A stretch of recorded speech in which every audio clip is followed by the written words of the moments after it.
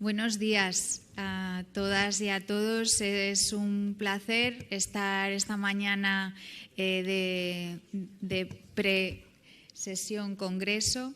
Es un placer presentar una nueva sesión de GESIDA Nobel, que sabéis que es una iniciativa de GESIDA para promover el talento joven entre las socias y socios de GESIDA. Ya somos 86, me decían ahora los compañeros, lo cual son muy buenas noticias.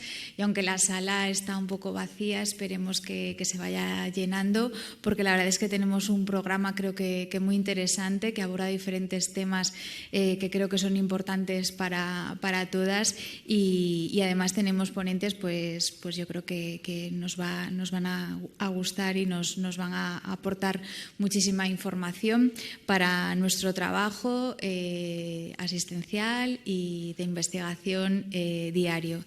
Y yo lo dejo aquí y mi compañero os hará las presentaciones de las diferentes sesiones. Muchas gracias.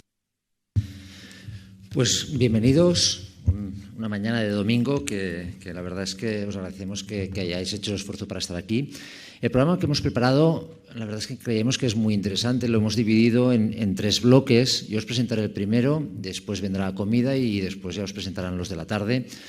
Ahora de 12:30 a 2 tenemos tres charlas, hemos escogido tres temas que creemos que son muy relevantes hoy en día. La idea es que sean tres charlas de unos 25 minutos para que tengamos 5 minutos para preguntas.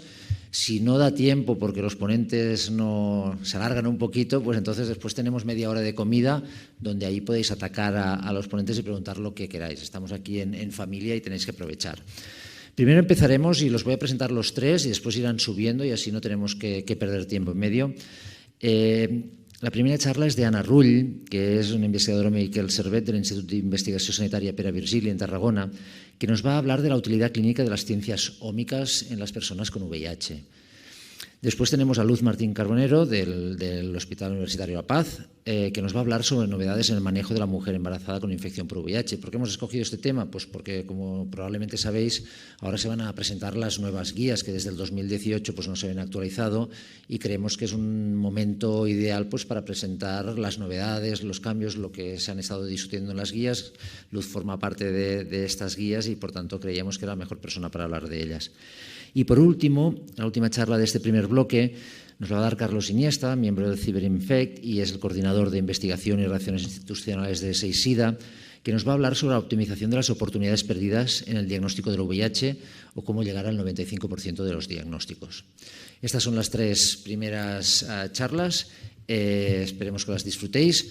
Hemos estado discutiendo el momento de hacer propagandas, cuñas publicitarias decíamos, esperamos antes de la comida que quizá irá llegando gente, pero lo vamos a decir varias veces durante el congreso porque así queda todo un poquito dentro de GESIDA Nobel. Las cosas que están planeadas para este año, aparte de estas reuniones que creemos que son muy útiles, es dos programas más. Uno es de mentorship para que haya, pues para investigadores jóvenes tengan mentores con más experiencia en investigación y que esto pues se pueda sacar el máximo beneficio, y el otro son unas becas o beca, en plural o en singular, ya veremos, esto se está acabando de cerrar, pero para que dentro de GESIDA Nobel pues, se pueda hacer alguna investigación juntando pues, investigadores básicos, clínicos y con fondos propios de GESIDA Nobel. Después esto, antes de comer, lo volveremos a repetir por si hay más gente, tampoco daremos mucho más información porque se va a dar a lo largo del congreso. No sé si queréis añadir alguna cosa más, si no pasamos ya con Ana y la primera presentación de las ómicas. Muchas gracias. Arcaich.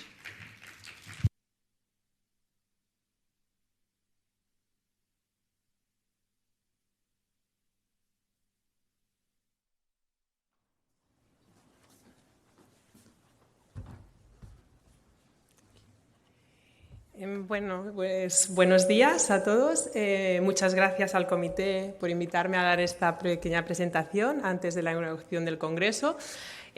Como os ha comentado Adrià, soy Anna Rull, estoy en el grupo de investigación, infección y inmunidad, y también, como os ha dicho Eva, pues es un placer estar aquí con vosotros porque además también soy miembro de GESIDA Nobel desde que se creó.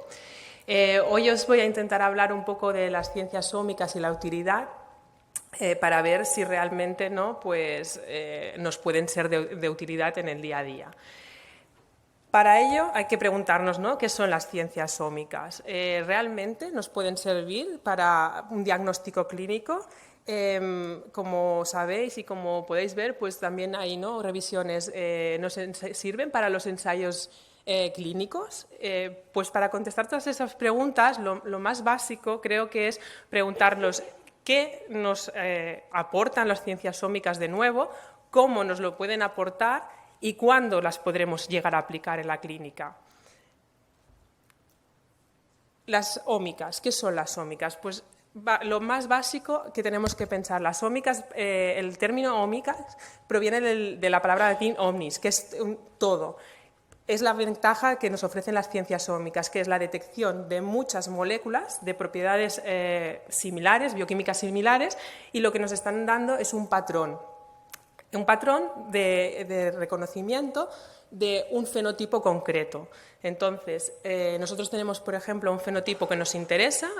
Un ejemplo, en personas que viven con el VIH podría ser la respuesta discordante, ¿no? Aquellos que tienen una buena respuesta al tratamiento, pero no hay manera de que tengan una respuesta inmune adecuada.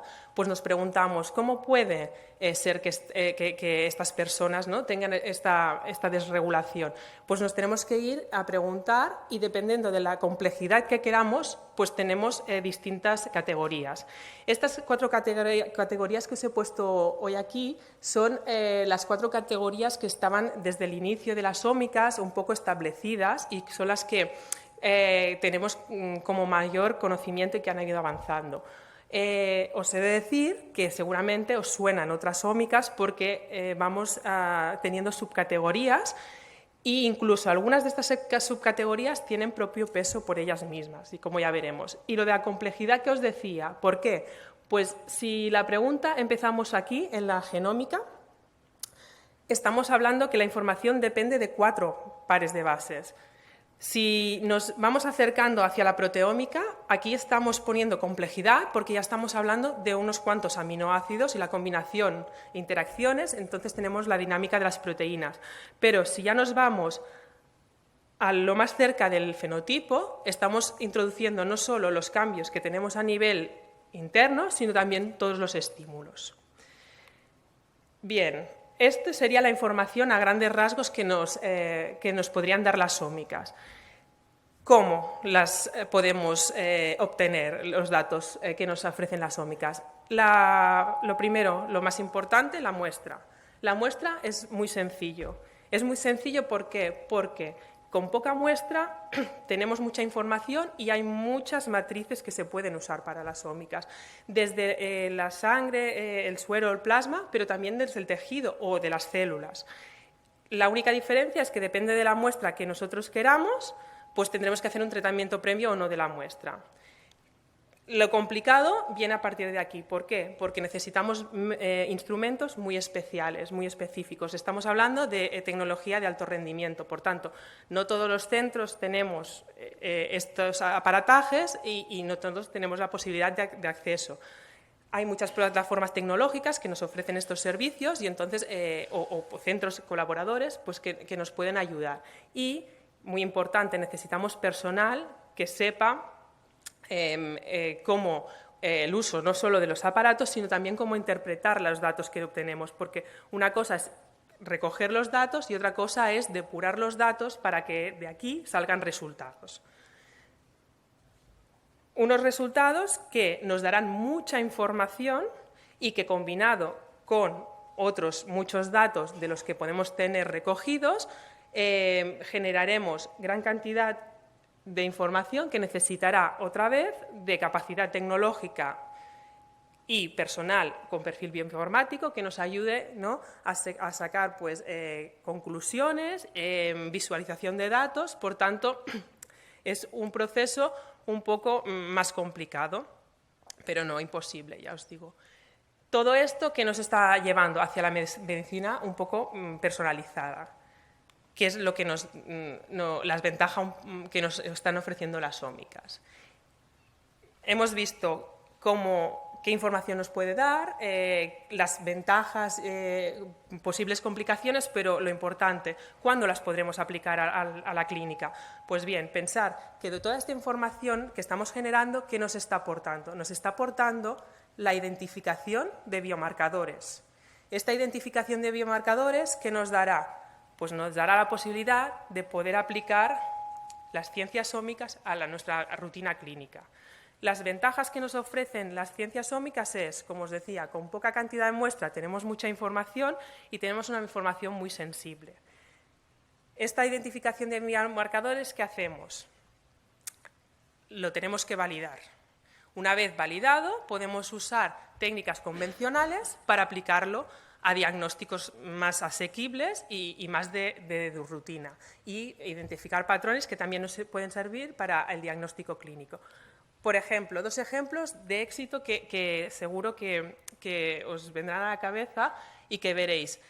En el caso de la proteómica que os decía, en muchos centros, en muchos hospitales, en la sección de microbiología podéis encontrar lo que llamamos el MALDI-TOF. El MALDI-TOF es un espectrómetro de masas y lo que nos está permitiendo es la identificación de los cultivos bacterianos. Otro ejemplo también de aplicación clínica también, que seguro que también os sonará, es, por ejemplo, en el cáncer de mama mismo. En este caso, la muestra, por ejemplo, es el tejido. ¿Y aquí qué podemos tener? Pues aquí tenemos unos patrones de transcriptómica y de regulación de genes que nos están dando una progresión de la enfermedad. ¿Vale?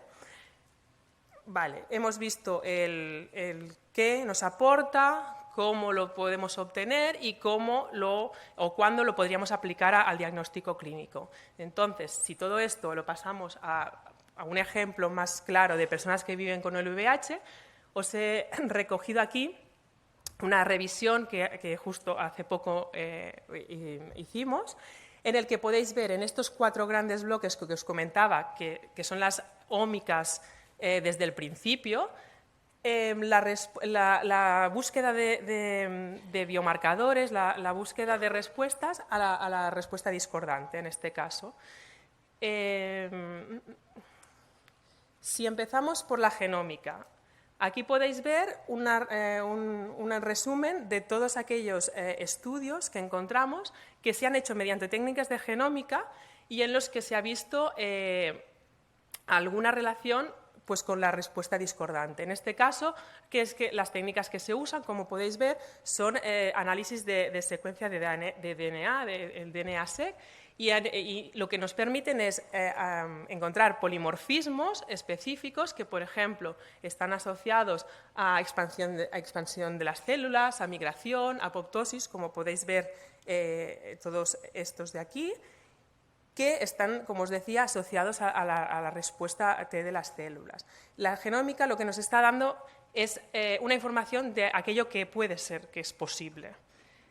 Si pasamos un paso a la transcriptómica, aquí lo que nos está refiriendo es a lo que parece que puede estar pasando. Aquí estamos poniendo un poco de complejidad porque aquí ya tenemos algunas modificaciones que han podido darse debido a otros factores fisiopatológicos que están afectando, ¿no?, al fenotipo, que es el que estamos viendo. En este caso, lo que podemos ver es una secuenciación de ARN, microRNAs, son las técnicas que podéis encontrar más posibles, y lo que comentábamos, pues en este caso aquí podéis ver muchos patrones de transcriptómica que se han asociado a la respuesta discordante.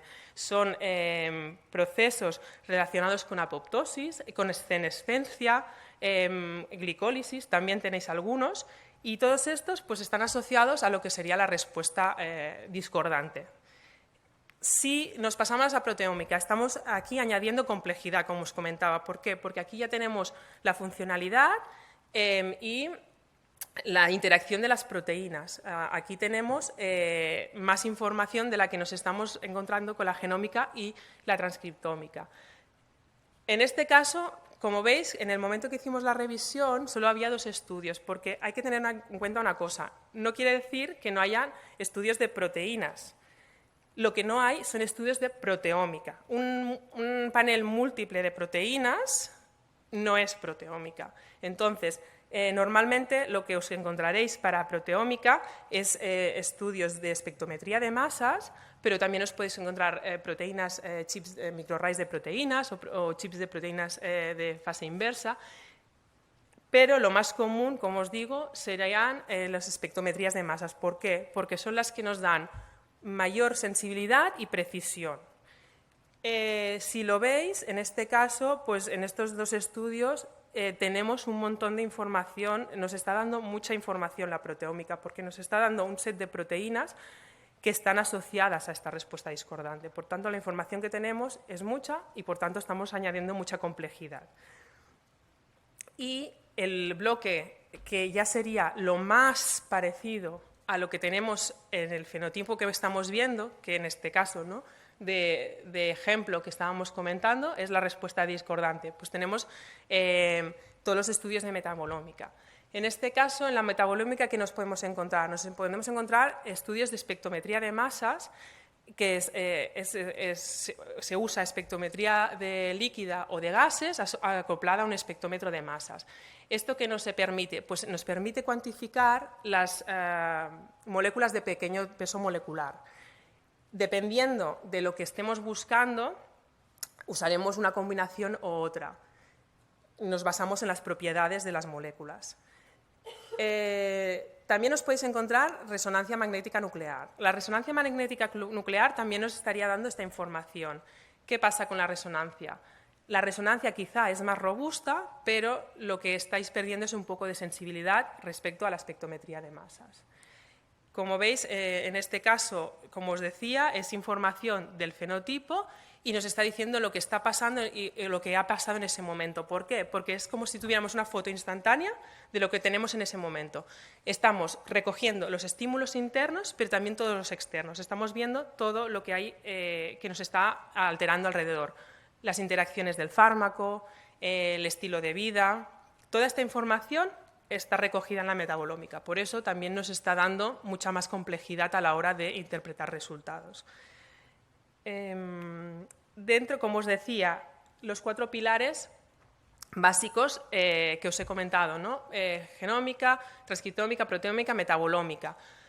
A partir de aquí se han ido haciendo subcategorías e incluso algunas de peso tan importante que ya son una categoría por sí solas. Me podéis decir, pues mira, hay la epigenómica, pues sí es verdad. Y dentro de la metabolómica, por ejemplo, en este caso, aquí tenéis algunos estudios en los que se ha mirado la parte del glicoma o incluso la lipidómica. El glicoma sería toda la relación de las glicoproteínas, y la lipidómica, las especies lipídicas en sí. Son 2 subcategorías dentro de las metabolómicas que nos dan mucha información acerca de la inflamación, por ejemplo, en la respuesta discordante, pero que es verdad que algunos autores incluso las consideran tanto o más importantes que estas categorías, o sea que en algún caso os podríais encontrar como que ya es una disciplina por sí sola. Y es lo que mismo, más o menos, que os pasaría con el microbioma. El microbioma en este caso no se añadió a esa revisión que os comentaba. ¿Por qué? Porque es una disciplina que ya por sí sola tiene mucho peso. Seguro que algunos de vosotros estáis trabajando en algún proyecto que está relacionado con el microbioma y, como sabéis, pues ya nos focalizamos más en aquellos microorganismos que están simbióticamente o patológicamente interaccionando con el metabolismo y que nos están seguramente, ¿no?, interfiriendo en el fenotipo. En este caso os podéis encontrar estudios de macrogenómica, macrotranscriptómica y los estudios de 16S, que lo que nos está dando es información de la diversidad de los microorganismos. Aquí os he puesto algunas revisiones enfocadas sobre todo al microbiota, pero también al microbiota en relación a la respuesta discordante. Entonces, a modo un poco de resumen, lo que quiero que os quedarais un poco es que quizás sí que lo vemos como algo complejo porque tenemos mucha información, a veces difícil de obtener, pero no es algo imposible, porque como habéis visto, os comentaba que hay algunos casos que ya hemos visto que se han aplicado ya directamente a la clínica. Entonces, lo que hay que tener claro es que con las ómicas es un medio que nos está ayudando a identificar biomarcadores, a identificar dianas terapéuticas, a identificar patrones de reconocimiento que nos están dando la respuesta al fenotipo que estamos viendo. El hecho que tengamos los datos y identificados estos marcadores, ¿qué hacemos?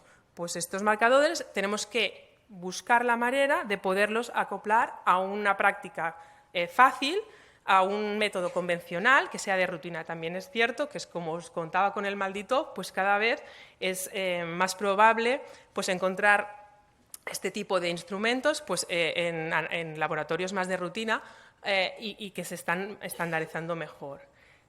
Y como modo de conclusión, un poco para que os quedáis con las ideas y ya veis que he hecho un repaso muy general y muy básico, os he hecho como un pequeño test de 4 preguntas para ver, para entender si nos quedamos con las ideas básicas, ¿no? Entonces, os he puesto estas 4 definiciones para ver si creéis que son ciertas o son falsas y entonces miraremos a ver si realmente, ¿no?, para quedarnos más con las ideas.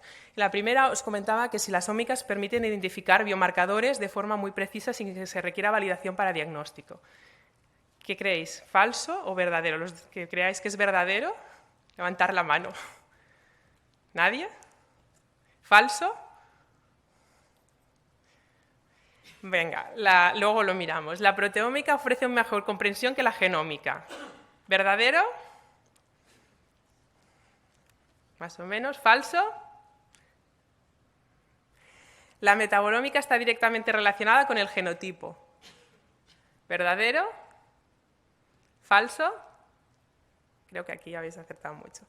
Y los datos de estilo de vida pueden ayudar a interpretar e integrar los datos ómicos. ¿Verdadero? Pues muy bien.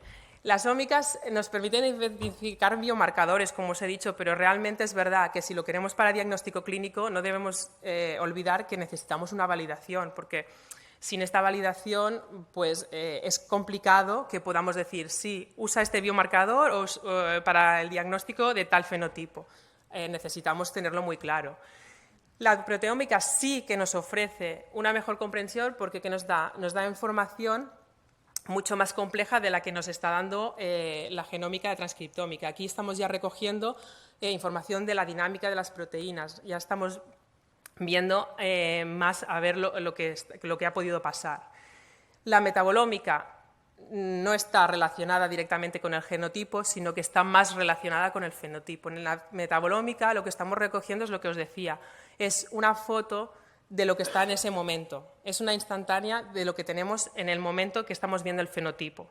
Por tanto, es mucho más complejo y también, por lo que habréis visto, también hay muchos más estudios en relación a esta categoría. Y, de hecho, muchas subcategorías dependen de esta categoría, porque al final la metabolómica lo que estamos viendo es se define como la ómica en la que vemos las moléculas de peso molecular de pequeño tamaño. Y veniendo de esta afirmación, ¿no?, pues tendríamos que realmente las variables del estilo de vida sí que nos condicionan y nos pueden ayudar a interpretar los datos porque es parte de lo que vemos en el fenotipo.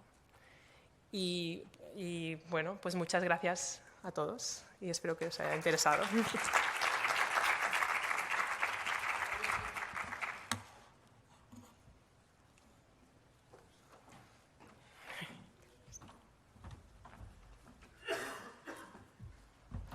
Me dicen que las preguntas al final. Ah, que yo. Pues si alguien tiene preguntas, o lo dejamos para el final si queréis y hacemos la discusión, aunque no tenga mucho que ver un tema con otro, pero así nos vamos animando. Bueno, pues nada, yo voy a repasar un poco las novedades que tenemos de la mujer embarazada con VIH, que es un tema siempre muy candente. No sé dónde está el pasador, ¿lo tienes tú, Ana? Ay, vale, perdón. No te vas a quedar. Bueno, Me gusta empezar por esta diapositiva para ver un poco cómo ha ido disminuyendo poco a poco el riesgo de transmisión materno-infantil, que al principio, cuando no había tratamiento, era de 1/3 de los niños de mamás con VIH nacían con la infección por VIH, y cómo ha ido disminuyendo, y aunque no es cero, estamos ahora en torno a un 1,1%, ¿no? Y encima en África, en sitios donde en principio esto hace unos años yo creo que era impensable. ¿Cuándo se infectan los niños? Pues todos sabemos que la transmisión mayor es en el momento del parto, pero no debemos olvidar que durante todo el embarazo se pueden infectar y que también hay un riesgo de infección entre un 5 y un 20% durante la lactancia. ¿Cuándo se transmite más? Pues como os he dicho antes, la transmisión materno-fetal, la más importante es aquí en el tercer trimestre y sobre todo cuando la madre tiene la carga viral detectable, que son las líneas estas grises. Pero siempre que hay carga viral indetectable, independientemente de segundo trimestre, primer trimestre e incluso antes de la concepción, puede haber algo de transmisión materno-infantil. O sea, tú puedes llegar al momento del parto indetectable, pero como hayas tenido carga viral detectable en el primer trimestre, el niño puede nacer con infección. El riesgo es muy bajo, pero existe. Entonces, es muy importante que las mujeres estén en tratamiento antes de quedarse embarazadas. Esto sabemos que no siempre es posible, pero bueno, eso es lo ideal. ¿Y qué nos dicen las guías? Con esto quiero decir que lo mejor es que en cualquier mujer que tengamos en nuestra consulta sepamos desde el principio si quieren ser madres o no quieren ser madres, y si quieren quedarse embarazadas que hagamos un tratamiento, que elijamos el tratamiento antes de que ellas se queden embarazadas. ¿Y qué nos dicen las guías? Pues las guías nos dan básicamente 3 estadios diferentes. Uno, el diagnóstico de la mujer durante el embarazo, la mujer en tratamiento que ya sabemos que es VIH y que desea concebir, y la mujer que estaba con un tratamiento previo y que no nos ha dicho que se quería quedar embarazada y lleva a la consulta y dice que está embarazada. Entonces, para simplificar, de aquí en adelante los 2 primeros casos los he puesto juntos porque al final el diagnóstico de una mujer cuando está embarazada y el diagnóstico de una mujer que desea concebir debe ser, el tratamiento es muy parecido, y el tratamiento es el mejor tratamiento que tenemos para la mujer embarazada, que son 2 análogos de nucleósidos más dolutegravir o raltegravir. También podemos ponerle abacavir y 3-TC, que tiene la misma evidencia que con tenofovir o con TAF. Pero claro, eso siempre y cuando sepamos que el HLA-B de la mujer, porque si no lo sabemos y como hay que iniciar el tratamiento cuanto antes, esto sí que es una urgencia de empezar tratamiento, pues si no sabemos el HLA-B27, lo que tenemos que hacer, B57, perdón, lo que tenemos que hacer es empezar tratamiento con tenofovir. La situación es diferente cuando la mujer ya está embarazada, ya tiene su infección por VIH y viene a la consulta diciendo que se ha quedado embarazada. Entonces, si el tratamiento vemos que es seguro, mantendremos el mismo tratamiento. Si vemos que hay complicaciones, que es un tratamiento que no es seguro, es cuando debemos cambiar. Pero el riesgo de cambio en el tratamiento... El riesgo de cambio de tratamiento durante el embarazo puede tener sus complicaciones por mala adherencia, por mala tolerancia o porque en ese momento puede haber un rebrote viral. Entonces, por eso, si tenemos un tratamiento seguro, lo que te dicen todas las guías es que continúes con el mismo. Bueno, como os he dicho antes, en todas las guías de tratamiento vais a ver 3 columnas. Una, mujer que no sabe que tiene VIH y se queda embarazada y diagnosticamos en el embarazo. Mujer que nos dice que se quiere quedar embarazada y ya está en la consulta y le cambiamos el tratamiento para que esté lo más segura posible. Y mujer que tiene su infección por VIH y viene a la consulta y dice que está embarazada. Las 2 primeras las he puesto juntas porque al final las guías te dicen que sea igual, y la que es diferente es la mujer que ya estaba en un tratamiento y qué hacemos con su tratamiento. Y os los he puesto por familias. Entonces, cuando estamos con cualquier pareja de análogos de nucleósidos, son todas de elección y podemos continuar con el mismo tratamiento, porque todas han demostrado que son eficaces y que son seguras tanto para la madre como para el bebé. Cuando estamos con no análogos de nucleósidos, pues ya empezamos un poquito con las discrepancias. Doravirina, debemos evitarlo e intentar cambiarlo básicamente porque no tenemos datos. Es un fármaco muy nuevo y no sabemos nada de niveles ni sabemos mucho de teratogenicidad. Entonces, lo mejor es intentar cambiarlo. Efavirenz es un fármaco que en España no utilizamos, entonces en las guías españolas salen como que intentemos no usarlo y intentar cambiarlo. Y lo mismo dicen ya casi todas las guías, porque se ha visto que el efavirenz tiene más, a pesar de que al principio, bueno, los que somos ya muy mayores, al principio el efavirenz era proscrito en el embarazo porque parecía que era teratogénico, que producía alteraciones del tubo neural, que luego se ha visto que no es verdad, pero lo que sí que es verdad es que produce más fracaso virológico en la madre que los inhibidores de la integrasa, entonces siempre hay que intentar cambiarlo. Y luego la rilpivirina, pues aquí la rilpivirina tiene muchas dudas. Claramente, cuando tenemos que poner tratamiento, no vamos a empezar con rilpivirina, como no empezamos con rilpivirina con ningún paciente naïf, porque la eficacia es algo menor, sobre todo si la carga viral es alta, pero cuando la mujer ya está con rilpivirina, los niveles en tercer trimestre varían un poco. Entonces, por ejemplo, las guías españolas nos van a decir que intentemos cambiar, pero si te vas al DHHS o te vas a las guías inglesas, te dicen que continúes con rilpivirina, porque a pesar de que los niveles son bajos, no ha demostrado que haya más transmisión y es un fármaco relativamente seguro. Entonces, lo que sí que te dicen todas las guías es que si vas a continuar con rilpivirina, que intentes hacer la carga viral un poquito más seriada. En cuanto a los inhibidores de la proteasa, sabemos que el darunavir, ritonavir es el más eficaz ahora si tenemos que usar un inhibidor de la proteasa y siempre con ritonavir. Y hay que darlo a doble dosis, porque en el segundo y tercer trimestre bajan los niveles. Muy curioso, en las guías españolas, estos rojitos es cuando hay discrepancia entre las DHHS y las españolas, y las rojitas son las españolas. Entonces, por ejemplo, las guías españolas van a salir con que darunavir, ritonavir lo utilices como alternativa, porque los inhibidores de la integrasa son mejores fármacos. Sin embargo, las guías americanas te lo dan como elección. Yo creo que ellos quieren tener un IP como una de las pautas preferentes porque el tratamiento allí es un poco complicado y por si en alguna situación no puedan dar inhibidores de la integrasa. Es un fármaco muy seguro y muy eficaz, pero el problema que tiene es que hay que darlo 2 veces al día, que no está coformulado y que se tolera, que puede ser más difícil de manejar para la mujer. O sea, yo creo que en España, si podemos utilizar un inhibidor de la integrasa, claramente habría que utilizarlo. Y en cuanto a los inhibidores de la integrasa, los de elección siempre han sido dolutegravir y raltegravir. Y en la última versión de las guías americanas, que me revisé hace una semana y que no lo sabía, ahora mismo ya te pone el raltegravir como alternativa. En las guías españolas van a salir como elección, en las americanas sale como alternativa. ¿Y por qué sale como alternativa? Pues porque el dolutegravir le ha ganado la batalla. O sea, el dolutegravir ha demostrado la misma seguridad que el raltegravir y el hecho de que haya que poner el raltegravir 2 veces al día, porque el raltegravir hay que ponerlo 2 veces al día, pues ha hecho que le hayan puesto como alternativa si no puedes poner dolutegravir. En las guías españolas va a salir como que es de elección cualquiera de las 2 opciones. Y ya por último, los últimos fármacos, que siempre te dicen que intentes evitarlos, el fostensavir, el ibarizumab y el maraviroc.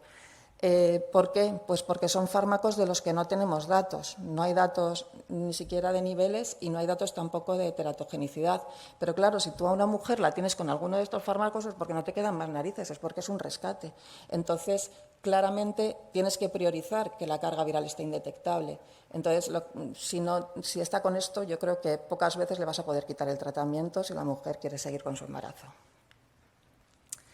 Bueno, esto es unos registros que ya todos conocéis que hacen en Estados Unidos de la teratogenicidad de los fármacos antirretrovirales y se comparan con estas 2 líneas que son registros de embarazos enormes de Estados Unidos. Entonces, tan solo ha habido 2 fármacos que han demostrado que son un poquito, que han nacido los niños con más probabilidad de teratogenicidad en las madres que han tomado estos fármacos. Y son que es el nelfinavir y el DDI, que es este. Bueno, no sé si los estoy señalando bien o mal porque no lo veo muy bien, pero bueno, en cualquier caso, los únicos fármacos que han demostrado que pueden tener un poquito más riesgo de teratogenicidad son el DDI y el nelfinavir, que como sabéis ya son fármacos que nosotros no utilizamos para nada. Entonces, el resto de los fármacos van aumentando los números de mujeres embarazadas aquí y veis que todos los fármacos antirretrovirales son bastante seguros. O sea que hay que tratar, es muy importante tratar cuanto antes y son fármacos relativamente seguros para el bebé. Algunas cosas importantes. El covicistat no se debe utilizar y no se debe utilizar porque los niveles bajan mucho en el segundo y tercer trimestre del embarazo, ¿vale? Entonces, al bajar aquí vemos cómo van bajando los niveles, pues entonces llegamos en segundo y tercer trimestre con niveles muy bajitos, entonces si tenemos que utilizar un IP hay que utilizarlo con ritonavir. La rilpivirina. Me voy a detener un poco porque yo tengo aquí mis cosas con la rilpivirina. Como os he dicho antes, en todas las guías menos en GESIDA te dicen que si estaba con rilpivirina lo mantengas. Es un fármaco que cuando una mujer está con rilpivirina, con Odefsey normalmente se tolera muy bien y entonces cuesta un poquito quitarlo y poner un fármaco nuevo. Y es verdad que los niveles, los PECA han demostrado que bajan los niveles de la rilpivirina. Lo vemos aquí, esto es en el momento, en el posparto y esto es en el momento del parto y los niveles bajan bastante. Pero ¿qué es lo que pasa? Que lo que hay en vivo no es así. Este es un estudio francés que es muy pequeñito, que mujeres que se quedan embarazadas estaban con Odefsey y se les cambia. Como podéis ver aquí, al final las que has cambiado de tratamiento llegan con más probabilidad a tener una carga viral detectable al final del parto que las que has mantenido con rilpivirina. Entonces, los niveles puede que sean más bajos, pero la eficacia está bastante demostrada. Y además en este estudio, que ahora lo vamos a explicar un poco más, vais a ver cómo pasa lo mismo, que la rilpivirina, a pesar de los niveles, es raro que la mujer fracase. Bueno, en cuanto al dolutegravir, como sabéis, el dolutegravir hace unos años se quedó proscrito porque parecía que se vio que se asociaba con un mayor riesgo en África de defectos del tubo neural, que eso luego ya no se ha confirmado y que ahora mismo se sabe que no es cierto. He traído este estudio, es un estudio americano en Estados Unidos que lo que hacen es comparar el riesgo de tener la carga viral detectable y tener el riesgo de teratogenicidad en mujeres que tomaron dolutegravir comparadas con mujeres que tomaron otros de los fármacos que habitualmente se utilizan más en la práctica clínica habitual. Y como podéis ver aquí, las mujeres que estaban con atazanavir, las que estaban con darunavir, incluso las que estaban con raltegravir y las que estaban con el vitegravir, todas tenían más probabilidad de fracasar, de no tener la carga viral indetectable al parto, que comparado con esta línea cero, que es la del dolutegravir. El único fármaco que se comportó igual que el dolutegravir fue la rilpivirina. En cuanto a dificultad en cuanto a problemas con los recién nacidos, veis que todos son similares, o sea, que el dolutegravir no se comporta peor. Para que los fármacos fuesen mejores que el dolutegravir tendrían que estar por arriba, ¿vale? Tuviesen pues más diferencia en que los niños naciesen más, en que tuviesen que fuesen pretérminos, en que tuviesen bajo peso, en que tuviesen edad gestacional más baja o que tuviesen cualquier efecto adverso al nacimiento. Entonces, esto es un dato más para hablar de la seguridad del dolutegravir, que yo creo que ya la tenemos bastante clara. En cuanto a transmisión materno-infantil, en Estados Unidos, en este estudio tan grande que se participaron un montón de mujeres, tan solo hubo cuatro casos de transmisión materno-fetal. Como veis, casi todas tenían una carga viral detectable y muy detectable al final del embarazo y la única que la tenía indetectable la había tenido en el primer trimestre. De nuevo, insistir en la importancia de tener la carga viral detectable durante todo el embarazo, sobre todo en el tercer trimestre, pero durante todo el embarazo. Y esto, nada, recordar el estudio CEPAMO, que la primera vez que se presentaron los datos es un estudio, por si no lo conocéis, en Botsuana de pares de bebés y niños que al nacer pues se vio que lo que se intentaba era ver si el efavirenz tenía más problemas de teratogenicidad, en concreto de alteraciones en el tubo neural en los bebés. Y lo que se vio fue al revés, que parecía que el dolutegravir tenía más riesgo. Bueno, esto fue hace años. Los siguientes resultados se vio que había bajado mucho la probabilidad de tener defectos del tubo neural comparado con los que estaban con efavirenz, y los últimos datos que se presentan este año en el IAS se ve que el dolutegravir comparado con cualquier tratamiento antirretroviral tiene 0 aumento de prevalencia de tener alteraciones del tubo neural en los bebés. Cuando se compara con el efavirenz tampoco, cuando se compara con mujeres que tomaron dolutegravir desde el principio o que empezaron en el embarazo tampoco, y cuando se comparan con mujeres que no son VIH, pues tampoco. O sea que yo creo que ya ha quedado este tema cerrado y, como habéis visto, en Estados Unidos ya lo dan como la primera opción de tratamiento en mujer embarazada como dolutegravir. ¿Qué pasa con el vitegravir? Pues con el vitegravir básicamente lo que pasa es que no hay datos sobre todo farmacocinéticos. Este año en el IA se presentó un estudio farmacocinético de los niveles de Bictegravir durante el embarazo, pero claro, son 35 mujeres o 33 que se quedan embarazadas y en el segundo trimestre están ellas con su tratamiento y en el segundo trimestre les ponen Bictegravir FTC-TAF. Como veis, los niveles bajan. Estos son los posparto y esto es segundo y tercer trimestre. Los niveles están más bajos, pero están a muchísima diferencia del cociente inhibitorio mínimo. Es decir, que parece que los niveles de Bictegravir sí que son suficientes, o sea que el Bictegravir alcanza niveles suficientes en la mujer embarazada y se podría utilizar. Lo que pasa que es verdad que los datos aquí son muy poquitos y todavía no podemos decir nada. Esto es del estudio IMPACT, que ya todos conocéis, para ver qué pasaba con el TAF. El TAF había también problemas por si podría, como tiene su toxicidad, sobre todo el TDF, es el hueso, por si hubiese más toxicidad en los recién nacidos. Y lo que se vio son 3 ramas, dolutegravir TAF, FTC, dolutegravir tenofovir FTC y efavirenz trubada. Y lo que vieron es que cualquier rama con dolutegravir, la probabilidad de llegar con carga viral indetectable al parto era mucho más que con efavirenz y además había menos transmisión, o sea que de nuevo dolutegravir mejor que efavirenz, que esto en África es importante. Y lo otro que se vio es que las ramas con TAF tenían menos riesgo de cualquier efecto adverso en el embarazo y también en los bebés, en niños que nacían con edad gestacional o que pequeñitos o que morían al nacimiento. O sea que con esto parece que el TAF es más seguro tanto para la madre como para el bebé con TDF y FTC.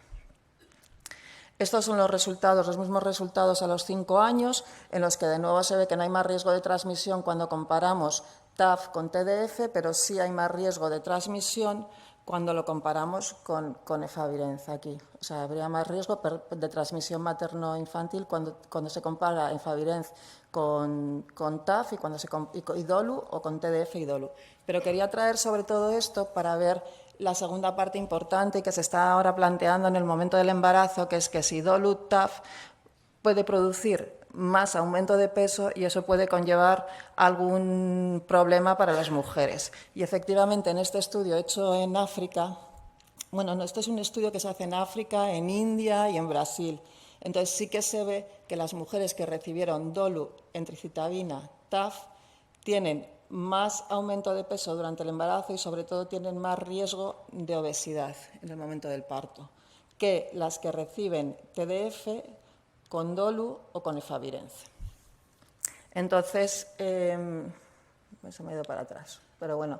Y otra cosa que me llama mucho la atención de este estudio es que después del parto, las mujeres que están con TDF van bajando peso, pero las que se quedan con TAF no bajan casi peso. O sea, que esto también es algo que hay que tener en cuenta. O sea, que sí que, al menos en este contexto, las mujeres engordan más.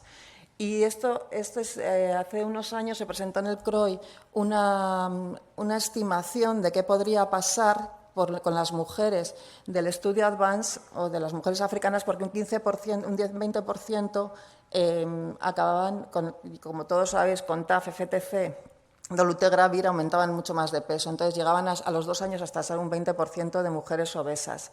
Y el sobrepeso en el embarazo se asocia con todas estas cosas, ¿no? Con hipertensión, con preeclampsia, con macrosomía, con alteraciones de los niños en respiratorias, en fin, con un montón de cosas. Entonces, esto pasa así durante el embarazo. Entonces, bueno, esto era una estimación que decía que como el TAF producía más obesidad, podría producir un 15% de exceso de tener efectos adversos durante el embarazo en las madres. Y además podría tener un 28% de exceso de tener problemas en los bebés. Pero la verdad es que esto no se ha confirmado en vida real. Y estos resultados que se presentaron también en el CROI en el año 2021 y que no he encontrado el paper, no sé si está publicado, pero yo he sido incapaz de encontrarlo, lo que se vio es que las mismas pautas de tratamiento, que son las que siempre se ven en África, las mujeres que recibían efavirenz, que son estas, como veis, llegaban al final del embarazo un 30% con bajo peso, menos peso de lo que debían llevar. Sin embargo, las mujeres que recibían DOLU, TAF, FTC llegaban un 12% con más peso del que debía llegar. ¿Y esto qué pasaba? Pues realmente lo que realmente importaba es que llegasen con bajo peso, porque las mujeres que llegaban con bajo peso sus hijos tenían más posibilidades de tener pues más parto prematuro, más niños con edad gestacional baja y más mortalidad infantil. O sea, y sin embargo, las mujeres que llegaban con más peso, esto no pasaba. O sea, que al final es peor llegar con bajo peso que con más peso, a pesar de que lo que nos preocupa más es el aumento de peso. Y además esto no es solamente estos niños que nacían con bajo peso, que son estos de aquí moraditos de Favirenz, según iban pasando los años nunca llegaban a tener el mismo peso que los niños que habían nacido con más peso. Y esto es importante, y esto pasaba tanto en peso como en longitud.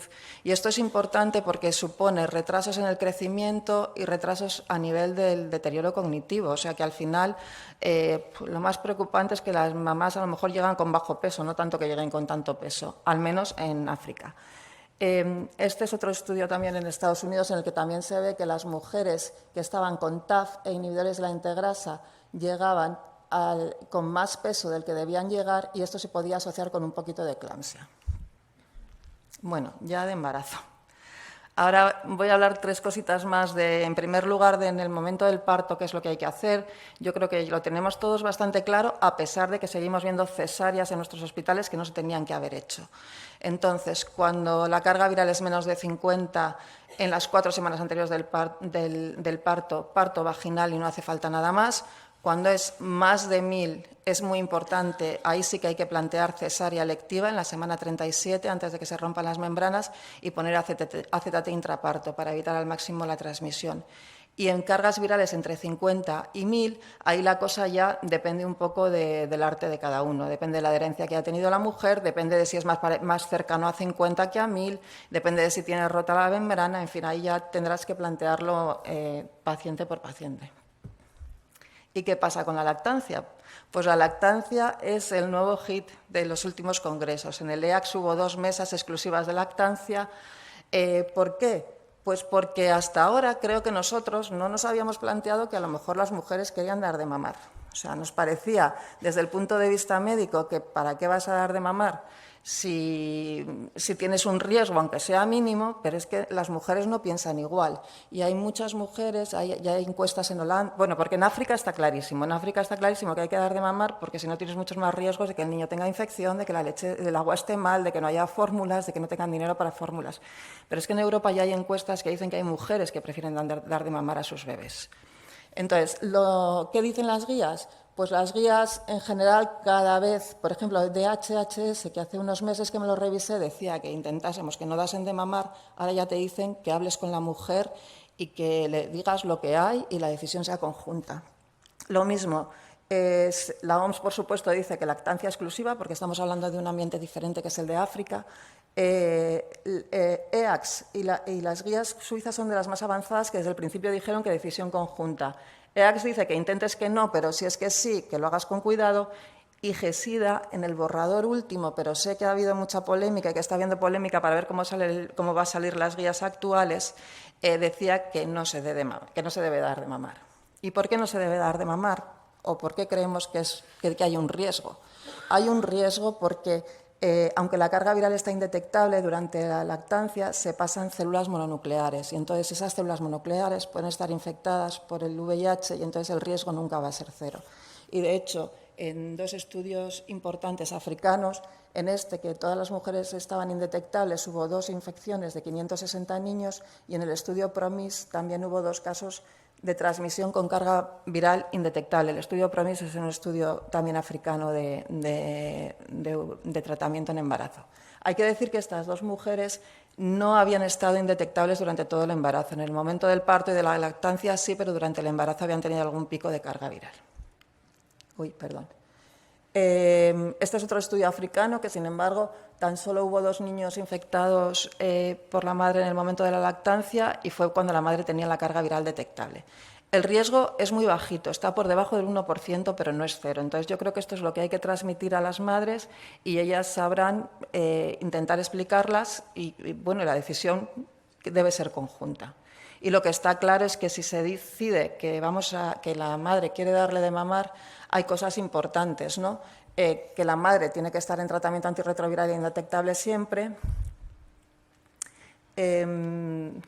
Espera, el riesgo es que a veces que hay que tener en cuenta que al dar de mamar al bebé, a veces el niño está con AZT. El niño cuando nace normalmente hace una profilaxis posexposición con AZT durante un mes. Entonces, mientras esté dando de mamar, va a tener que seguir con esta profilaxis. Entonces, eso también hay que plantearlo. Va a haber que hacer más cargas virales. La madre tiene que estar, por supuesto, indetectable. La lactancia debe estar solo hasta los 6 meses, porque lo que sí que se ha visto es que cuando ya empiezas a meter sólido y líquido, el riesgo de transmisión aumenta. Y, por supuesto, si hay grietas, mastitis, sangrado de los pezones, lo que sea, se debe parar la lactancia y entonces se debe dar una fórmula. Y para terminar, PrEP y embarazo. Creo que es una cosa que en España vemos muy poco, pero en África también se plantea mucho y por lo menos saber que hay mujeres que a lo mejor podrían ser candidatas de PrEP y entonces no debemos interrumpirles la PrEP. Y no debemos interrumpir la PrEP porque, por ejemplo, en este estudio africano lo que se vio, estas líneas negras son las mujeres que se infectan durante el embarazo, se infectan de VIH y, como veis, el riesgo de transmisión entre las mujeres que se infectan es mayor que entre las mujeres que estaban crónicamente infectadas. Entonces, cuando una mujer se infecta con VIH, el riesgo de transmisión aumenta muchísimo en el bebé. Luego, si pensamos que una mujer es candidata a PrEP, no debemos interrumpir el PrEP porque se quede embarazada. Para concluir, fundamental el diagnóstico temprano de la infección por VIH en toda mujer embarazada y mejor antes del embarazo. El tratamiento de elección en cualquier situación sería con un inhibidor de la integrasa, dolutegravir y raltegravir con TDF o FTC, y TAF y FTC, en triple terapia, porque en doble terapia todavía no tenemos datos. Evitar la lactancia materna siempre que sea posible, y lo pongo con una interrogación porque creo que hay que preguntarle a la mujer y tomar una decisión conjunta. Más importante que el cambio del tratamiento es siempre añadir el ácido fólico, que no se nos olvide en la mujer que se quiere quedar embarazada para los defectos del tubo neural, y no olvidar la PrEP si está indicado. Así que esto era todo. Y ahora ya pasamos a la siguiente, que Carlos Iniesta nos va a hablar del 95%.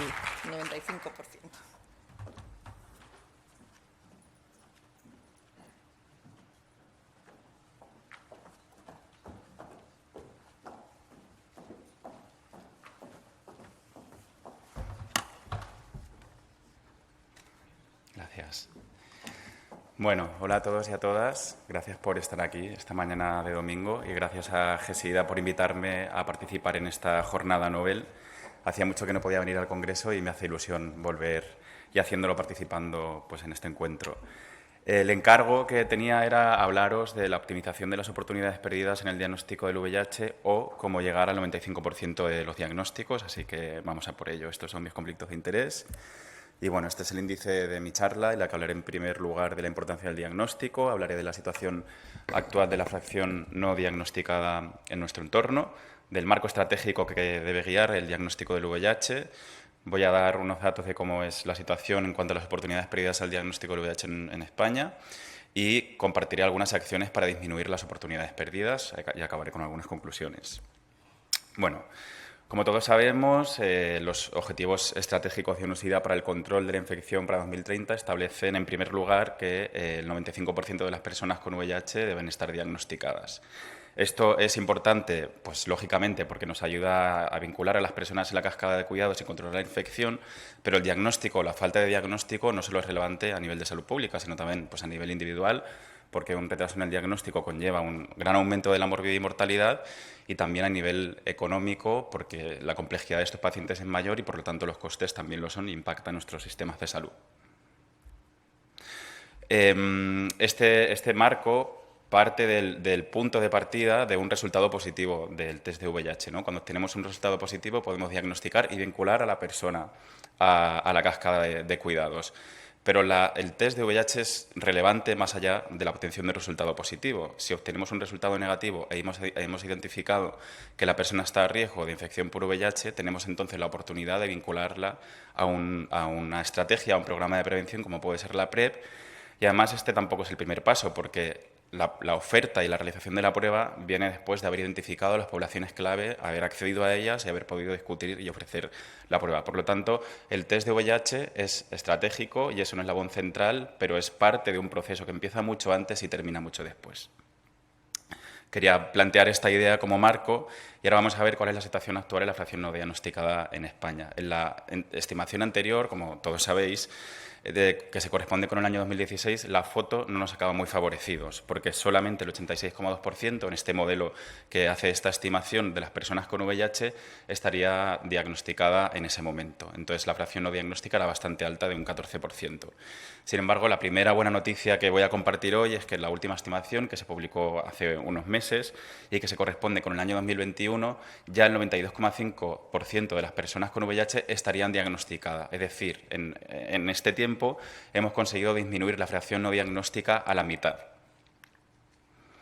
Sin embargo, el porcentaje de personas que sufren un diagnóstico tardío en el momento del diagnóstico en España sigue siendo muy elevado, de casi el 50% para la población general, bueno, para hombres y mujeres recién diagnosticados con VIH, y más del 50% para mujeres. Por tanto, es cierto que es una buena noticia que hayamos conseguido disminuir la fracción no diagnóstica a la mitad con respecto a 2016, pero, por un lado, el diagnóstico tardío sigue siendo un desafío y, por otro lado, es verdad que disponemos de esa información a nivel estatal, pero no tenemos datos finos de cuál es la situación de esa cascada 95-95-95 para las diferentes regiones y es probable que no todas estén igual de bien. Por tanto, debemos seguir trabajando para mejorar el diagnóstico de las personas con VIH. El marco estratégico que tenemos en este momento es el Plan de Control de la Infección publicado en 2021 por la actual División de Control de VIH, que lógicamente pues, incluye una línea de acción para promocionar la prueba del VIH y se apoya, bueno, lo que dice es que se promoverá la oferta de la prueba de VIH en entornos clínicos de atención primaria y especializada apoyándose en las guías de la anterior Secretaría del Plan Nacional del SIDA, que ahora recordaré, y que se promocionará también la prueba en entornos comunitarios. Vamos a viajar un momento al pasado para recordar estas guías que seguro que todos conocéis, estas guías de recomendaciones para el diagnóstico precoz del VIH en el ámbito sanitario de 2014, que establecían este algoritmo de diagnóstico en función de si la persona tenía sintomatología sugerente o si no tenía sintomatología sugerente. En caso de sintomatología sugerente, bueno, se indicaba la prueba en caso de sintomatología sugerente en caso de enfermedades definitorias de SIDA o de enfermedades indicadoras, que esto tiene que ver con el famoso estudio IDES o HIDES, y se recomendaba la oferta rutinaria o dirigida en caso de exposición al VIH o procedencia de países de alta incidencia o prevalencia, o la oferta rutinaria en atención primaria en población sexualmente activa en lugares donde la prevalencia fuese mayor que la media, ¿no? Aquí establecían superior al percentil 75. Todas estas recomendaciones se basan en la evidencia disponible de que el umbral de coste-efectividad para realizar la prueba en determinadas poblaciones está cuando este umbral de coste-efectividad existe cuando la prevalencia es superior al 0,1% en estas poblaciones, ¿no? Y quiero recordar que en estas guías también se hace mención, y esta es una recomendación que sigue siendo vigente, a que la prueba es voluntaria, confidencial y que debe contar con el consentimiento informado de la persona que la va a recibir. Puede ser oral, pero debe existir este consentimiento informado. Esta guía es la que nos da el marco para entender y conceptualizar las oportunidades diagnósticas y las oportunidades perdidas, porque una oportunidad diagnóstica sería toda situación en la que un paciente está bajo alguna de estas condiciones, es decir, ha pasado y ha estado en contacto con el sistema sanitario, ¿no? O sea, tenía bien sintomatología sugerente o bien no la tenía, pero cumplía estas características que de alguna manera identifican su riesgo de infección y han estado en contacto con el sistema sanitario. Esto es una oportunidad diagnóstica y una oportunidad perdida es, habiendo estado en esta situación, al paciente no se le ha realizado una prueba de VIH. Voy a repasar ahora algunos estudios que han analizado, han descrito las oportunidades perdidas en diferentes contextos en España. En 2019, en el marco de las acciones dentro de la estrategia Fast Track Cities de la Ciudad de Madrid, realizamos este estudio donde encuestamos a diagnósticos recientes de VIH. En total fueron 112 y les preguntamos por sus contactos con el sistema sanitario en los 2 años anteriores y si en esos contactos presentaban alguna sintomatología sugerente o si estaban teniendo alguna práctica de riesgo de las que habrían indicado la oferta de la prueba. Lo que encontramos es que en este grupo, en esta muestra, hubo 46 oportunidades diagnósticas con sintomatología sugerente que derivaron en un 56,5% de oportunidades perdidas, y hubo 33 oportunidades diagnósticas sin sintomatología sugerente que derivaron en un 96,7% de oportunidades perdidas. O sea, es una cifra bastante elevada, y es interesante también hacer un poco de zoom en estos datos, porque cuando vamos a las oportunidades perdidas con sintomatología sugerente, vemos que la cifra era mucho menor si esta sintomatología era una ITS, pero muy elevada cuando se trataba de una sintomatología diferente de una ITS, y que la media o que la frecuencia de oportunidades perdidas en primaria era ligeramente superior a la media, pero es cierto que acumulaban más de la mitad de las oportunidades diagnósticas, lo que pues, subraya la importancia de la atención primaria. Y luego, cuando vamos a ver los datos por sintomatología sugerente, lo que vimos es que las oportunidades perdidas se diferencian mucho en función de cuál fuese la práctica de riesgo. Por ejemplo, vemos que cuando el número de parejas era elevado, y consideramos esto una práctica de riesgo que debería haber desembocado en la oferta de la prueba, las oportunidades perdidas fueron del 85%, más o menos. Cuando la persona era gay, bisexual, otro tipo de hombre que tiene sexo con hombres, las oportunidades perdidas ascendían hasta el 79%. Sin embargo, en Chemsex, que puede que sea una entidad clínica más fácil de abordar e identificar, las oportunidades perdidas eran solo del 33%. Y esto nos habla de que bueno, existen dificultades diferentes para abordar diferentes dimensiones de la salud sexual. No me voy a detener en el resto de datos que os presento en esta diapositiva, pero el mensaje aquí es que ha habido numerosos estudios en España que han estudiado las oportunidades perdidas y han encontrado cifras más o menos iguales que la de nuestro estudio, y en cualquier caso bastante altas. Y por otra parte, estudios realizados en nuestro contexto y en España también han identificado, por ejemplo, que el 59% de los nuevos diagnósticos de VIH creían que podrían haberse realizado la prueba antes si alguien les hubiera hablado sobre el riesgo de infección que tenían, que el 40% de las personas que se han realizado la prueba de VIH lo han hecho por la recomendación de su médico de cabecera, o que el 81% de la población española informó de que nunca se había hecho la prueba porque su médico no se la había recomendado. Es decir, existe una gran proporción de la población que no se ha sometido a pruebas de VIH porque ningún profesional de salud se las ha ofrecido, y aquellos que se han hecho la prueba o se la harían han sido influenciados positivamente por el consejo médico. Entonces, ¿qué está pasando, no? Si sabemos que existe esta disposición a hacerse la prueba ante el consejo del médico, ¿por qué están sucediendo todas estas oportunidades perdidas? Esta diapositiva que os presento aquí es un resumen de una revisión sistemática que Jessica de Blon realizó para identificar las barreras para el diagnóstico en Europa, y las ordenó en 3 niveles, ¿no? A nivel del profesional sanitario, destacando la resistencia a hablar de VIH y a ofrecer la prueba, o las carencias en la capacitación del personal sanitario; las barreras a nivel del paciente, como la baja percepción del riesgo, el miedo a la enfermedad, el miedo a revelar el estado serológico o problemas de accesibilidad; o a nivel institucional y de políticas, como la escasez de financiación o, de nuevo, problemas de accesibilidad. Como esta ponencia va de oportunidades perdidas, me voy a centrar en las dos de arriba, y con esta línea roja tan fea he intentado representar que, desde mi punto de vista, las oportunidades perdidas tienen mucho más que ver, o tenemos mucha más capacidad de intervenir en el nivel profesionario, aunque también voy a dar un par de ideas sobre cómo podemos hacer a nivel del paciente, ¿no?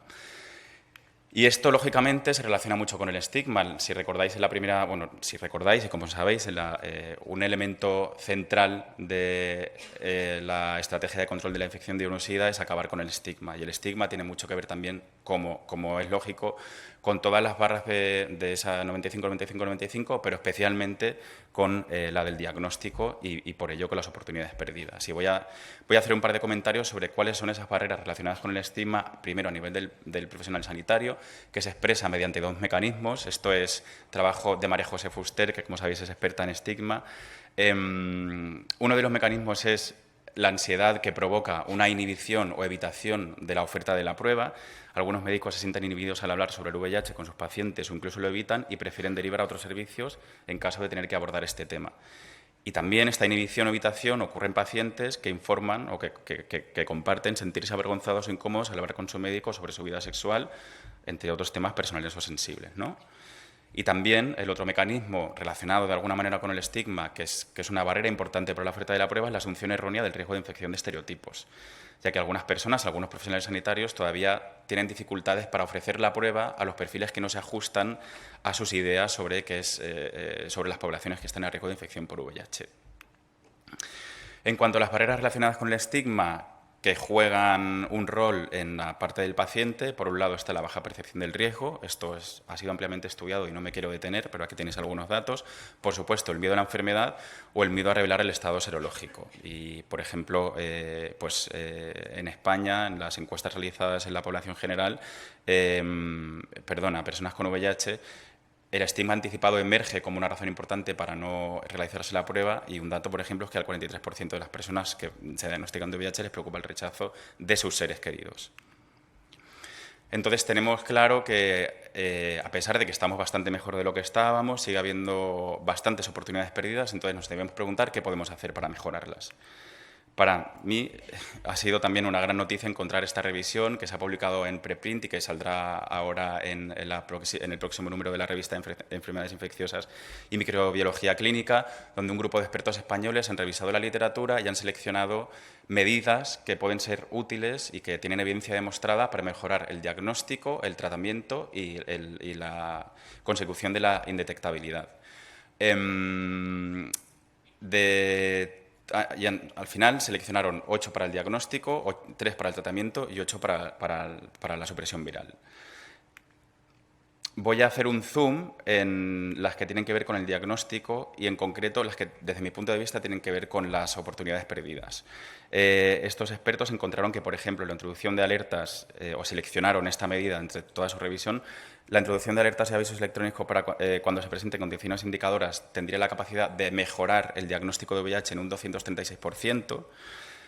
Los programas formativos para profesionales sanitarios y no sanitarios tendrían la capacidad de mejorar el diagnóstico en un 30,5%, y los programas de pares, mediadores, trabajadores sociales y organizaciones comunitarias, dependiendo de para qué población, tendrían la capacidad de mejorar el diagnóstico, pues, por ejemplo, en la evidencia que han seleccionado, en hombres gays, bisexuales y otros HSH en un 100%, en inmigrantes en 8,3% y en trabajadoras del sexo un 200%.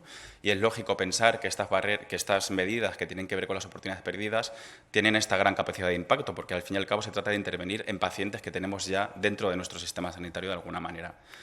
Otras actuaciones que han seleccionado como importantes para mejorar el diagnóstico, aunque no tengan tanto que ver con las oportunidades perdidas, son, por ejemplo, la ampliación y diversificación de las pruebas rápidas de VIH en servicios de prevención y diagnóstico precoz, los programas de estudio de contactos, las campañas de promoción de la PrEP, las campañas estatales de promoción de TCV-VIH o los anuncios y campañas en redes sociales para la promoción de la prueba.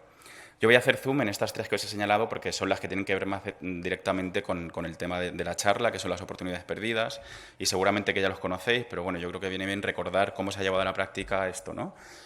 Por ejemplo, aquí os presento el estudio de Laia Cayuelas, que se realizó en Barcelona, donde se implementó un programa de alertas en 3 CAPs de Barcelona, uno de ellos, de hecho, en la zona del Gay-Sampla, donde a la población de entre 18 y 65 años que presentaba alguna de estas condiciones indicadoras,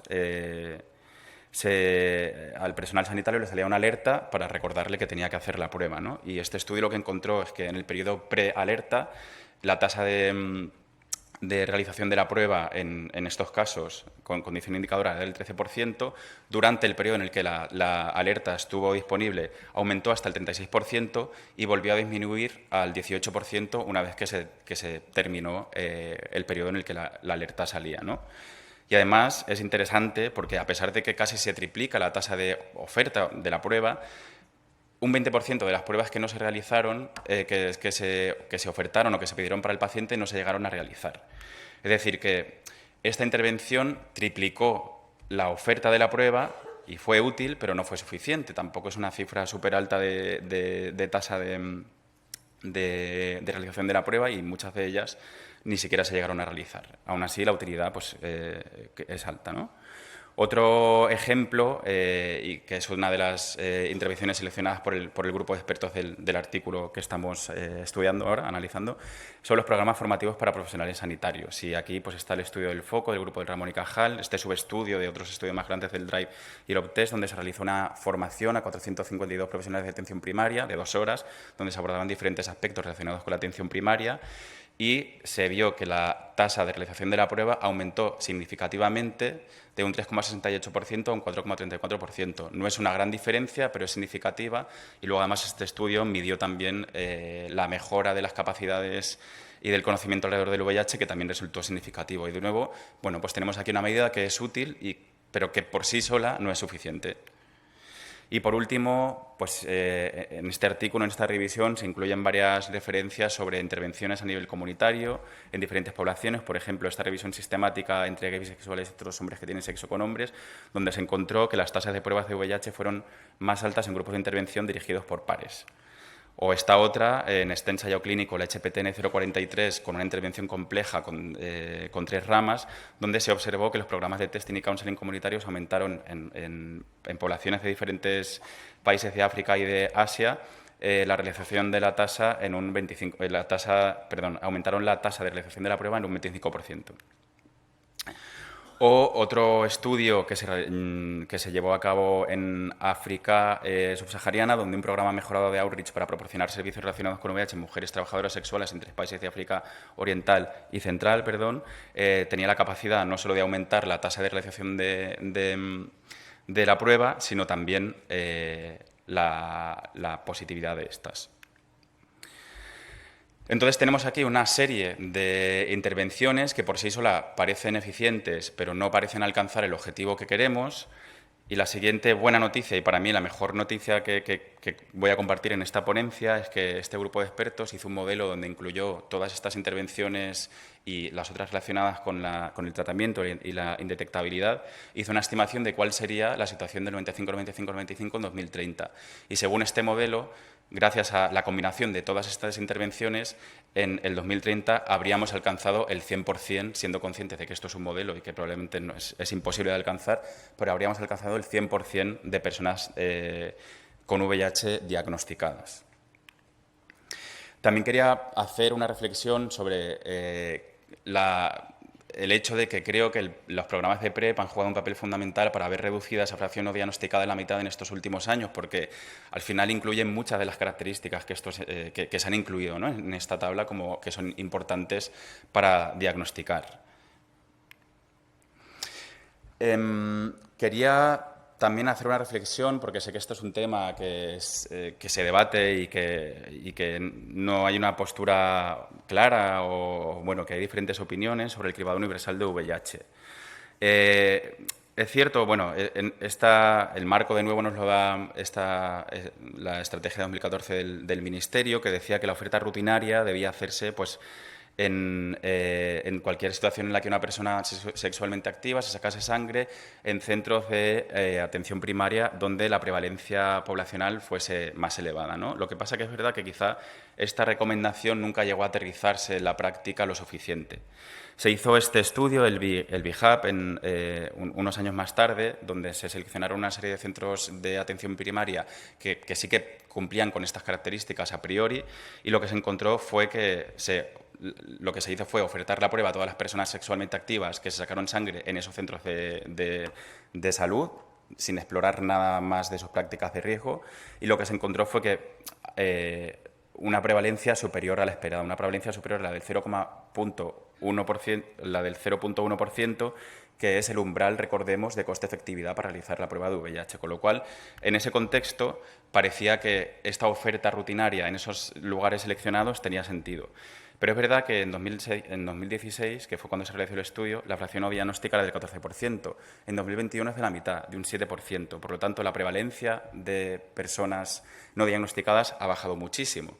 Esto hace que el valor predictivo positivo de la prueba baje también mucho, porque se relaciona con la prevalencia y es una característica que cualquier programa de cribado debe tener un alto valor predictivo positivo, y que el coste, dado que es necesario un mayor número de pruebas para alcanzar un diagnóstico, también aumentaría. Sin embargo, plantear un cribado más o menos universal de VIH ofrece otras ventajas, que pueden ser pues, superar esas barreras a nivel de personal sanitario relacionadas con la comunicación que hemos analizado antes, o normalizar la realización de la prueba en el contexto sanitario. Desde mi punto de vista, existen, como hemos visto, intervenciones dirigidas a mejorar estos dos puntos en concreto, que no son la realización de la prueba, que pueden ser más efectivas. Y además, ofrecer la prueba de esta manera, sin ser capaces de abordar las cuestiones relacionadas con la salud sexual, es verdad que nos permite entrar o vincularnos a esta parte de la cascada de cuidados. Perdón, que le he dado el botón a esta. Pero perdemos la oportunidad de abordar pues otras cuestiones que pueden derivar de la oferta de la promoción de la PrEP o otras formas de cuidado de la salud sexual. Y esto me parece especialmente relevante en un contexto donde las ITS se están subiendo muchísimo y creo que capacitarnos para cuidar la salud sexual de los pacientes va a ser una prioridad de los próximos años, ¿no? Y ya concluyo con estas 2 diapositivas. La realización de la prueba de VIH tiene un papel central en el control de la infección. La fracción no diagnóstica se ha reducido a la mitad y, por tanto, el objetivo del PIPER 95 podría cumplirse incluso, creo que podríamos pensar que en este momento ya se ha cumplido. La mejora del diagnóstico precoz continúa siendo un desafío. El estigma es una barrera fundamental para la realización de la prueba. Existen intervenciones con evidencia demostrada para mejorar el diagnóstico de VIH, especialmente cuando se aplican de manera combinada. La implicación de la atención primaria es central. Los programas de PrEP han contribuido al aumento de diagnóstico de VIH. En un contexto de baja prevalencia de infección oculta, las estrategias poblacionales, desde mi punto de vista, parecen poco justificadas y la capacitación para abordar la salud sexual es necesaria y será fundamental para abordar el aumento de ITS y otros aspectos relacionados con la salud sexual en el futuro. Nada más, acabo aquí. Quiero agradecer a mis compañeros de SAISIDA que me han ayudado a recopilar información para esta presentación, así como a todos los investigadores de las presentaciones que he referenciado. Y nada, gracias a todos por vuestra atención.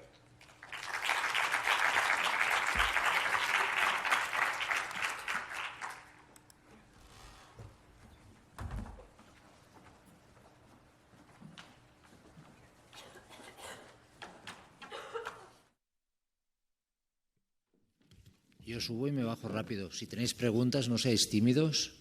Tenéis aquí un micro para cualquiera de los 3. ¿No se anima nadie? Ahí estamos, el primero. Hola, vale. Gracias a los 3. Buenísimas presentaciones. Mi pregunta es para Ana. Bueno, yo soy Claudio del Ramón y Cajal, bioinformático y predoctoral. Quería preguntarte si por alguna razón en las técnicas de proteomica que revisaron en el artículo no incluyeron técnicas nuevas que han salido y que últimamente se publican mucho, como por ejemplo la proteómica de Olink, que se basa en detección con anticuerpos de una serie de targets, o de SomaScan, que utilizan aptámeros para detectar proteínas también en diferentes muestras. Gracias. Gracias a ti por la pregunta. Bueno, lo que hicimos es buscar todos los que justo estuvieran, estudios que estuvieran solo de respuesta discordante. Primera esa, entonces también limitamos mucho. Y el segundo, pues si son ómicas sí que las tenemos en cuenta, porque es lo que os decía, hay muchas técnicas, sí que es verdad que la espectrometría de masa es la que más se escoge porque quizás es la más conocida y más fácil, ¿no?, de las que comentabas, y en este caso realmente no encontramos, no sé, a lo mejor se nos pasó algún estudio, pero que fuera de respuesta discordante, porque claro, el objetivo era que fuera respuesta discordante, era complicado, no encontramos ninguno. La revisión la hicimos a principio de año. También podría ser que hayas visto alguno que se nos haya escapado, eso, pero... O sea, que se han utilizado, pero para otro tipo de estudios no de respuesta discordante. Sí, era eso, porque claro, era que fuera realmente de ómicas, lo que tú has dicho se incluye perfectamente, como tú bien sabes, pero la otra cosa era que fuera respuesta discordante. Entonces, claro, muchos estudios que cuando hicimos la revisión nos quedamos un poco con ganas de incluirlos, como los que os decía de microbioma, pero claro, dijimos, bueno, tenemos que ser rigurosos, sí. Entonces... No, genial trabajo. Estaba bajando el paper antes en una de las charlas y muy buen trabajo. Gracias. Tenemos un Nobel aquí. Un Nobel absoluto, vengo a dar ejemplo. Carlos, oye, es una noticia fantástica esto que haya bajado el 14 al 7%. La pregunta es muy sencilla, ¿por qué ha bajado? Bueno, yo creo que he presentado muchas iniciativas que se han llevado a cabo en España que han demostrado su efectividad y, como decía, creo que la prepa juega un papel fundamental aquí porque hemos vinculado con programas preventivos que además requieren como criterio de inclusión la realización de una prueba de VIH y yo creo que eso ha sido decisivo. Sí, sí. Ana, y la otra pregunta es, en esto de la respuesta discordante, que es interesantísimo, habéis hecho una revisión de todas las ómicas y después de esa revisión le podemos decir a una paciente antes de empezar tratamiento si va a ser concordante o discordante. La verdad es que tenemos mucha información y es lo que os decía. Sí, yo creo que nos podemos coger la información, pero bueno, hay que validarlo esto, porque habría que mirar en cada estudio que se ha realizado, en qué cohorte se ha realizado, cuántas personas se han incluido, para decir, bueno, sí, esto sí o sí va a ir al diagnóstico clínico. Pero yo creo que algunos de los estudios son muy buenos y quizá nos podríamos atrever a decir que nos dan una respuesta de si hay discordancia o no. Gracias. Hola, ¿puedo hacer una pregunta a cada uno o no? Vale. Oye, muy chulo. Primero, a Carlos quería preguntarle, me ha encantado tu presentación, ha sido fabulosa, pero me gustaría preguntarte, o sea, todas las intervenciones que has puesto de los estudios, pues tanto pues, los estudios de Ramón y Cajal en primaria o los otros estudios en urgencias o con primaria en Cataluña, ¿no? Lo que se ve es que en el momento en que tú intervienes hay una mejoría impresionante, pero luego cae. Entonces, ¿qué se te ocurre a ti? ¿Qué podemos hacer para que estas intervenciones, las que fueran, se mantuviesen en el tiempo? Pues, por ejemplo, en el caso de primaria es muy sencillo mantener la intervención, porque ahí lo que estábamos viendo es que se retiró la alerta y entonces decayó de nuevo la oferta de la prueba, ¿no? Es una medida tan simple y barata como esa, no hay, pues, mantenerla simplemente, ¿no? Y mantener también la formación, que también hemos visto que es una cosa que, pues, actualizar, por ejemplo, la formación, ¿no? Aquí estamos viendo un estudio con una intervención puntual, pero yo creo que se trata de mantener las intervenciones que han mostrado ser efectivas. Hasta supongo. Que no se mantienen por problema de presupuesto, entiendo. No sé cuál será el coste de mantener una alerta en primaria, pero me imagino que no mucho, ¿no? Una alerta informática. Bueno, da igual, siguiente pregunta. Bueno, para Ana, que yo llego un pelín tarde, pero muy chulo, desde el total desconocimiento de esto, ¿vale?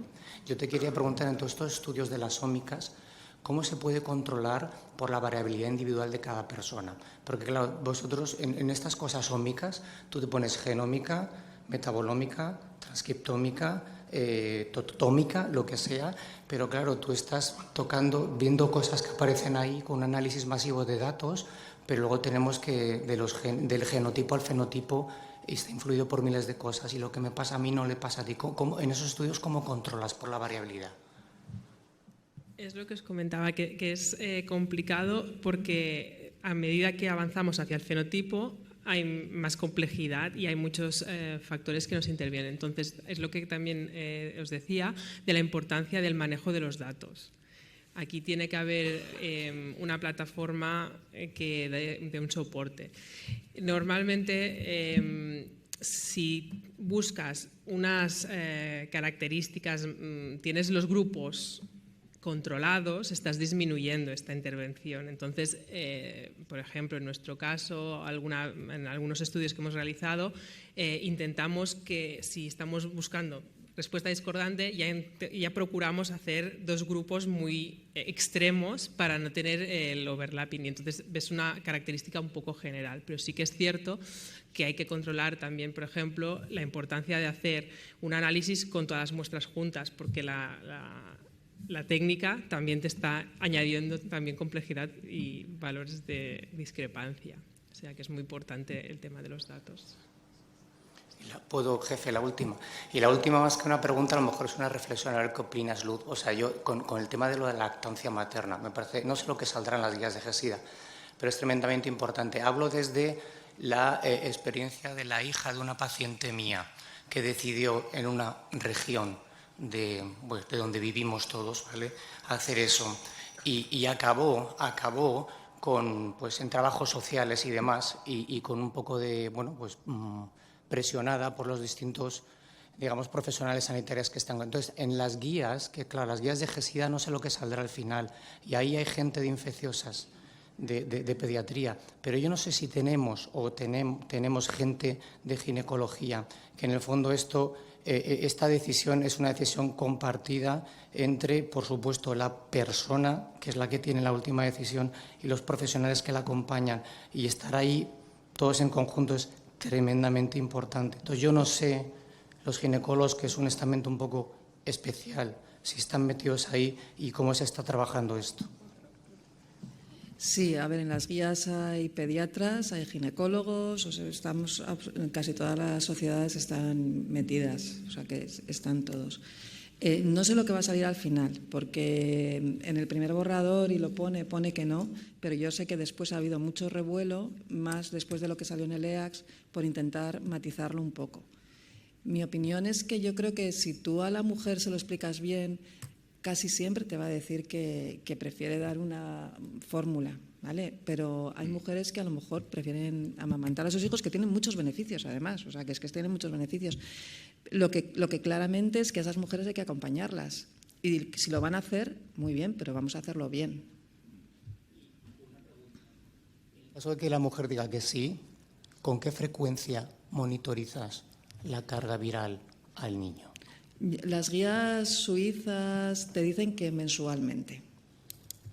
Que claro, eso también es un problema en países en vías de desarrollo, porque ahí encima hacen menos cargas virales. Pero no estoy hablando de África, que en África creo que está clarísimo, hay que dar de mamar, pero la otra cosa importante es dar de mamar hasta los 6 meses, no más, porque aumenta mucho el riesgo y ahí ya los beneficios no son tan importantes, ¿no? Pero sí, mensualmente. Y luego tampoco está claro la profilaxis del niño, eso tampoco está nada claro. Pero bueno, en cualquier caso yo lo que sí que creo es que sí, que hay que hablarlo y hay que acompañar. Hola, yo soy Otilia Bisbal del Hospital 12 de Octubre y tenía, bueno, dos preguntas para Carlos Iniesta, si puede ser. Una ya es un poco era más o menos la que ha dicho José Ramón, pero yo quería preguntarte, porque a mí también me sorprendieron mucho los datos de que haya disminuido tanto la fracción positivamente, ¿no? Me sorprendieron de que la fracción no diagnosticada. Si podrían estos datos haberse visto interferidos por la pandemia, porque lógicamente hemos visto que en el año 2020 los nuevos diagnósticos de VIH bajaron y como esto todo es una estimación que tiene en cuenta diferentes cosas, pues no sé si a lo mejor cuando hagamos esta estimación dentro de 2 o 3 años nos vamos a encontrar con que los resultados no son tan buenos. No sé si eso se contempla. Pues no lo sé, la verdad. Sí, es una posibilidad, pero yo me lo he creído. Sí. Un poco más cautos. Un poco cautos con ese tema, no lo sé. A ver, en realidad, claro, la estimación de la primera barra se hace con el retraso diagnóstico del presente, ¿no? Y entonces se va retrospectivamente y así se estima el número de personas que vivían con VIH hace unos años. Por lo tanto, tampoco veo de qué manera en el presente, ¿no? Si se están cogiendo los últimos datos de vigilancia y se está yendo hacia atrás. Ya.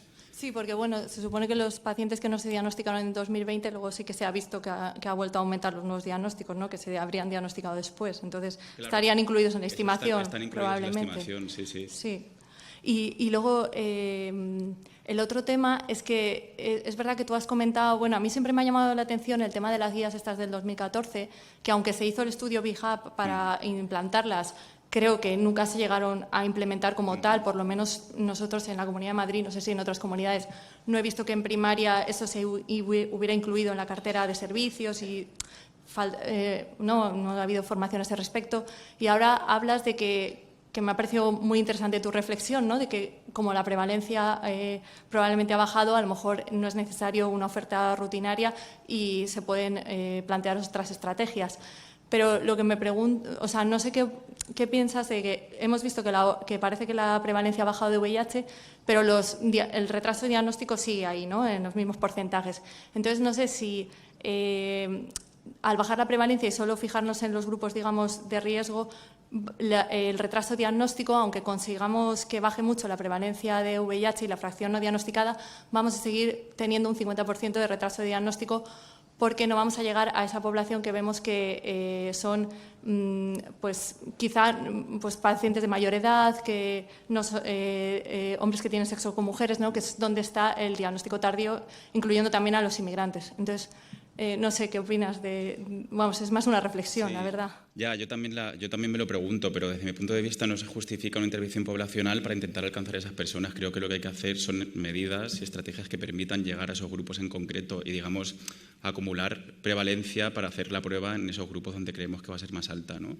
Aunque es verdad que están un poco más desperdigados porque no son los HSH, ¿no? Pero sí que vemos que el diagnóstico tardío es más alto pues, en personas mayores, en mujeres, en hombres heteros, ¿no? Entonces hay que empezar a tener estrategias que nos permitan abordar este tema con estas poblaciones sin necesidad de, perdona la expresión, matar moscas a cañonazos, ¿no? Muchas gracias. Voy a hacer una pregunta, Carlos. Sí. Has hablado sobre todo el diagnóstico oculto desde el punto de vista sanitario. Yo no sé qué opinas a nivel poblacional, o sea, más en medidas educativas, que ya no solo sería para prevenir, o sea, para acceso a la PrEP también, no solo diagnóstico oculto, sino acceso a la PrEP, ITS. Yo, desde mi punto de vista, hay poca educación poblacional. No sé qué opinas. Sí, yo me he centrado un poco en las oportunidades perdidas, porque al final, por definición, es el médico el que tiene que intervenir cuando tiene a su paciente delante. Creo que no he comentado este dato, pero, por ejemplo, en varios de los estudios de oportunidades perdidas, un resultado muy interesante era que había muy poca revelación de la orientación sexual y de las prácticas de riesgo, ¿no? O sea, que eso también tiene que ver con el estigma. No sé si tanto con la educación poblacional, que sí, pero mucho con el estigma, desde luego. Y también es verdad que no me he detenido en ello, pero en esta revisión de la que se va a publicar ahora, la del modelo para ver qué medidas son efectivas, también se incluían campañas poblacionales y formación a personal no sanitario. Yo creo que es fundamental también, claramente, sí. Tenemos que dejarlo aquí para ser puntuales. A las 2:30 volvemos con el segundo bloque, que ya os presentaremos después, pero será muy, muy interesante.